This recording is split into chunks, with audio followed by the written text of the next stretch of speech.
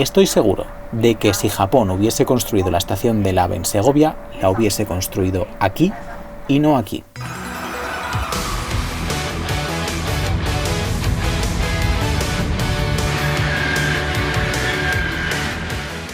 Hubo un país que tuvo que hacer sus vías de alta velocidad en otro ancho, y casi de forma obligatoria. Esta es la historia de cómo este país revolucionó el tren en el siglo XX. Estoy hablando, obviamente, de Japón.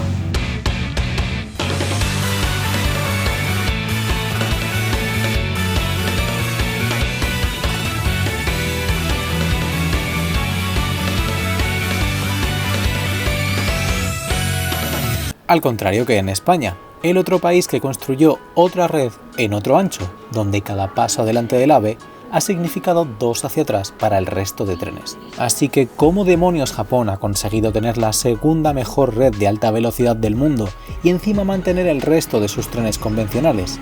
¿Magia? La historia se repite desde 1992, con la inauguración del AVE Madrid-Sevilla. Como ya comenté en otro vídeo, este proyecto empezó como una variante de la línea histórica y acabó acabando con ella, dejando a una parte del sur de Madrid sin cercanías y teniendo que gastarnos un buen dinero en rehacer completamente las entradas a las ciudades en tren. Pero este no es tema para este vídeo. Hoy vengo a hablar de cómo en España las dos redes ni se hablan, mientras que en Japón están interconectadas a más no poder. Dejadme empezar diciendo que esto no es un vídeo de alabanzas a Japón sin freno. Japón hace 1000 cosas mal en otros ámbitos. Sin ir más lejos, el laboral, o el hecho de que las mujeres tengan su propio coche exclusivo en hora punta, debería haceros pensar que no todo es color rosa Sakura allí, pero en los trenes sí, casi que al 100%.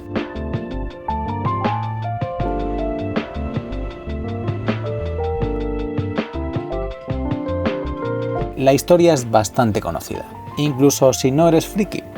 Japón inventó en los años 60 el tren bala, y si veis el primer diseño es fácil entender por qué le llamaron así. Un país que apostó por el coche pero sin quitar el tren, y con Tokio empezando a explotar en población hasta convertirse en la mayor ciudad del mundo. El antiguo tren ya no era suficiente para unir Tokio y Osaka, la segunda ciudad más grande del país. La velocidad original era de 210 km por hora, pero hoy es 300 en esa línea y 320 en otras. ¿Qué otras? Pues a casi todas las partes de las 3 principales islas de Japón, quitando Hokkaido, aunque están en ello. ¿Y qué os voy a contar? Hay trenes incluso cada 4 minutos en hora punta, y hay tantos y tantos servicios que unos van directos y otros van parando cada 10 minutos, pero claro, sin estorbarse los unos a los otros, porque todo funciona como un reloj. Porque los japoneses hicieron algo muy bien. Hicieron las líneas ya pensando en qué servicios iban a ofrecer. Pasas la frontera y te llega el temido SMS. Y eso que estás en Europa. Ahora imagínate en Suiza o más allá. ¡Menudos dineros! Te va a costar más abrir una app para pedir el taxi que el taxi en sí. Cuando salgo al extranjero, quedarme sin datos o tener una mala conexión no es una opción, porque si no, ¿cómo os voy a estar dando la murga en Instagram o contestando mensajes en YouTube? Por eso este vídeo está patrocinado por Saily. Porque Saily es una aplicación esencial para cuando estás fuera. Te descargas la app en tu dispositivo compatible con eSIM, compras un plan de datos adaptado a tu destino y... ¿ya? Yo usé Saily en mi último viaje a Japón y escogí un plan de 20 GB y tuve internet de sobra. Pude moverme, buscar direcciones, traducir y todo lo que me hizo falta y mucho más. Y la cobertura es excelente. Si te soy sincero, me olvidé y despreocupé por los datos durante todo el viaje. Y no hay mayor lujo que ese. Descarga la aplicación de Saily en cuanto tengas planeado un viaje fuera de tu país y encima con este 15% de descuento que te traigo te va a salir aún más barato. Un 15% de descuento con el enlace saily.com/André Márquez o descargando la app desde la tienda y usando mi código André Márquez al comprar los datos. Y ahora con total tranquilidad en mi factura del móvil, continuamos con el vídeo.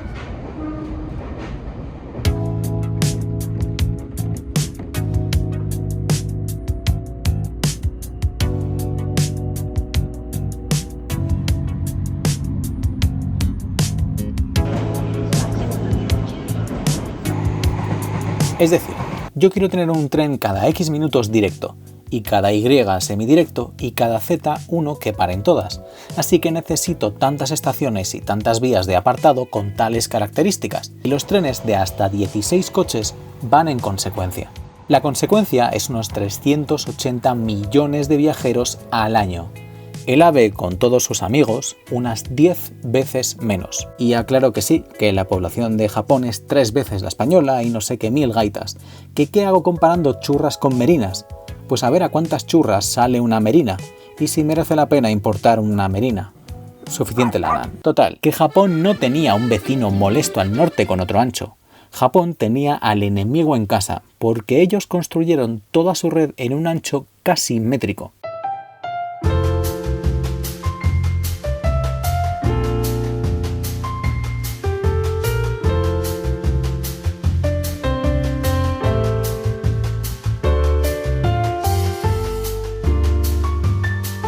Lo más gracioso de todo es que Japón en el siglo XIX dijo: somos un país muy montañoso, así que necesitaremos trenes estrechos para poder meterlos por sitios angostos y que suban más fácilmente las montañas. Curiosamente, en España el argumento fue exactamente el contrario. Somos un país muy montañoso, así que necesitaremos trenes más grandes y con más potencia para subir mejor las cuestas. Sea como fuere, cuando Japón se puso a probar trenes a 200 km por hora, se dieron cuenta de que con el ancho casi métrico que tenían no podían conseguir un tren estable tan estrecho a esas velocidades. Así que lo hicieron en ancho internacional, en ancho UIC o el del AVE, para que nos entendamos. Pero todo lo que os he contado hasta ahora se resume en esto de aquí, y este es el centro de la cuestión. Y si quieres, ahora hablamos sobre densidad de población. Estoy seguro de que si Japón hubiese construido la estación del AVE en Segovia, la hubiese construido aquí y no aquí, y hubiese diseñado alguna forma fácil de transbordar entre ambas líneas. Punto.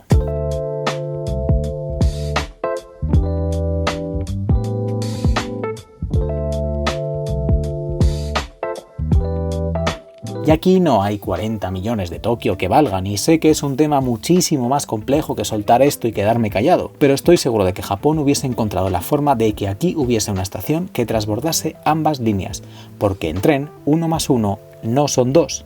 2 líneas de metro juntas con un transbordo atraerán a mucha más gente que 2 líneas separadas, y sobre todo si en una de las líneas puedes contar los trenes al día con la palma de tu mano y te sobran dedos. Y Japón no tiene ningún tren que cambie de ancho, ni uno, y aquí tampoco haría falta. Es un transbordo sencillo con horarios coordinados. Se baja una escalera, se pasa un torno y en 5 minutos en el centro de Segovia o en San Rafael o lo que sea. Ambas líneas ganarían pasajeros. ¿Y por qué estoy tan seguro? Porque en Japón en su día muchas estaciones también se construyeron, digamos que un poco en las afueras y digamos que un poco a desmano.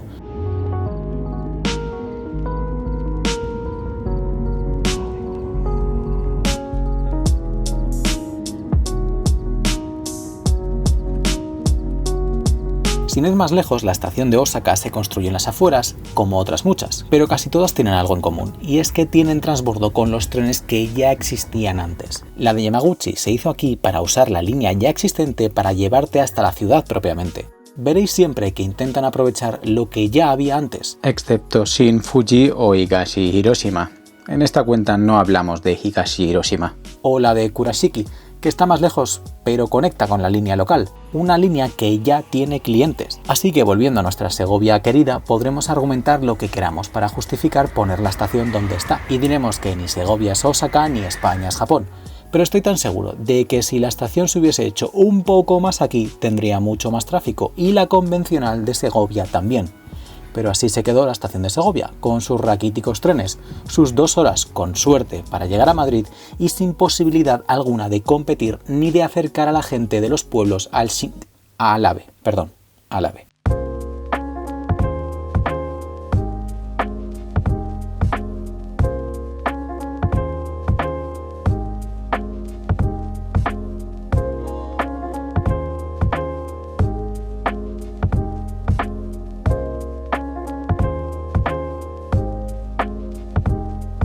Por supuesto, hay muchísimos más factores, porque ahora sí hablaremos de Higashi Hiroshima. Ahí se pensó en 1988 que la estación por sí sola sería suficiente para crear su propio polo de atracción, y se crearon hoteles y oficinas y casas, pero nunca llegó a hacerse realidad. Y eso que aquí las cosas están cerca de la estación y no a media hora a pie como en Guadalajara lleves. Es cierto que en una ciudad tan grande como Tokio sí se ha dado el caso de que ahí se construyen primero los raíles y luego llegan las casas, un poco parecido a Londres. Y es una estrategia que funciona perfectamente bien, ya que las estaciones en Tokio funcionan como verdaderos centros del barrio, con restaurantes, supermercados y todo tipo de entretenimiento. Quizá en Segovia no, pero en Higashi y Hiroshima tampoco, y los japoneses ya lo vieron hace 30 años. Yo creo que podemos dejar de intentarlo. Pero esta es la excepción, no la norma, dentro del Shinkansen. La línea se pensó para que fuera paralela dentro de lo posible a la original, intentando transbordar con ella siempre que fuera posible. Una filosofía que se ha mantenido en la casi totalidad de líneas creadas a posteriori. ¿Y es acaso esto porque los japoneses sean más listos que nosotros? Para nada. Y siempre que se construye una línea de Shinkansen hay una gran oposición también. Pero ahí es lo más normal del mundo que un viaducto pase a pocas decenas de metros de tu casa con trenes cada 5 o 10 minutos. Porque si el tren es útil, molesta, pero no se nota tanto. En un país donde 1 de cada 3 viajes se hacen en tren, mientras en España es más o menos 1 de cada 15. El tren no te va a molestar. O sea, sí, pero por lo menos le verás sentido, quiero decir.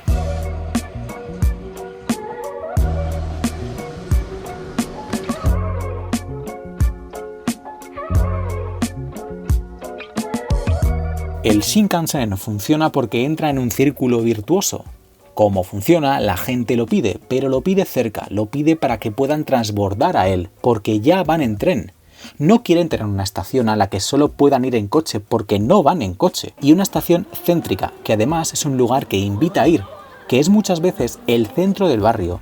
Es un lugar que quieres tener cerca y que aporta mucho más valor a una zona que un sitio donde coger un tren. ¿O cuándo fue la última vez que dijiste me voy de compras a Atocha o a Joaquín Sorolla? Por eso la prioridad siempre ha sido llevar el Shinkansen lo más cercano al centro, o a donde vive la gente, o a donde la gente ya se mueve en tren y ya va a hacer la compra a su estación de tren. Aquí te parece inverosímil porque lo único que hay en Atocha son sitios con sándwiches de mierda con una bebida a 10 pavos. Por eso hoy es más importante que nunca que no volvamos a crear una estación en medio de la nada y que sigamos cuidando los trenes que ya existen porque sus usuarios son gente que ya va en tren y que sin ninguna duda cogerán un nuevo AVE. Por eso Burgos me enfada tanto, Cuenca, Tarragona o el ejemplo de Segovia. Porque en Burgos la estación del AVE tendría que haberse hecho donde estaba la antigua y haber convertido toda la zona en un barrio espectacular y muy bien conectado. Esto llena los trenes. No esto. Espera que no ha acabado, porque falta otra derivada más, la capilaridad de la red. Tu viaje no acaba en la estación del AVE. Cuando tú planeas un viaje no dices ¿cómo puedo llegar de la estación del AVE de Segovia o incluso de Valencia, que está a 10 minutos andando, a La Solana por una acera enana? ¿Por qué narices no hay una pasarela aquí? Bueno, que el AVE es precioso, pero no es mi destino.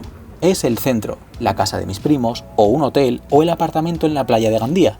Todo tiene que funcionar como una red y como un reloj. Si no, ¿de qué me sirve llegar a destino en la mitad de tiempo si al llegar lo único que veo es un parking? Por eso estoy tan seguro de que Japón hubiese hecho la estación aquí y hubiese aprovechado para urbanizar toda esta zona hasta el polígono, creando una zona viva, llena de comercios y casas. Un lugar que no sea un secarral al llegar, con un tren ya existente que te puede dejar en el centro en 5 minutos. También lo intentamos en Guadalajara Lleves, pero lo hicimos rematadamente mal. Si no habéis visto mi paseo por allí, aquí os lo dejo. Por esto el Shinkansen triunfa, no por ir a 300 km por hora, ni por pasar cada 10 minutos, ni por ser más barato. Triunfa porque es útil.